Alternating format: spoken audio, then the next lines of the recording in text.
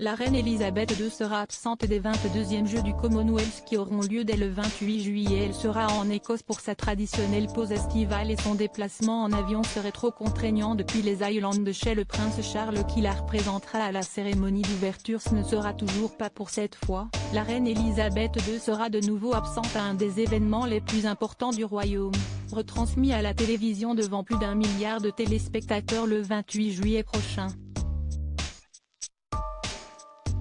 En effet, alors qu'elle est également à la tête du Commonwealth, la monarque y sera représentée par son fils Charles, prince de Galles, à la cérémonie d'ouverture. William et Kate, duc et duchesse de Cambridge sont également attendus à la compétition avec leurs enfants, selon le quotidien britannique The Mail. La reine Elisabeth II en Écosse au moment de la compétition marraine des Jeux du Commonwealth. Elisabeth II a lancé le relais officiel des Jeux en octobre depuis le palais de Buckingham, en y plaçant un message secret qui ne sera pas lu avant le lancement des Jeux, le 28 juillet prochain au stade Alexander de Birmingham.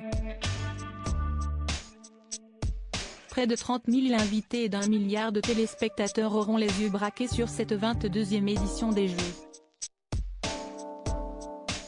Selon The Mail, deux responsables de la compétition auraient indiqué qu'en raison de sa fragilité croissante la monarque de 96 ans ne devrait pas y assister. En effet, Elisabeth II devrait être en Écosse, pour sa traditionnelle pause estivale au moment où démarrera la compétition. La faire revenir à Birmingham en avion depuis les Highlands semble être considéré comme trop éprouvant pour la reine, vu les circonstances. Ce sera toutefois l'occasion pour le prince Charles, successeur de la reine, âgé de 70 ans, de porter les couleurs de la famille des Windsor.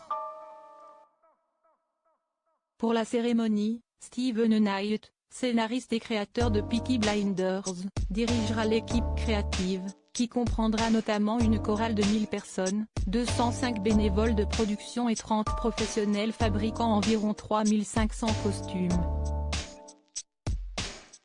Un événement grandiose qu'Elisabeth II devra une fois de plus, suivre derrière un écran.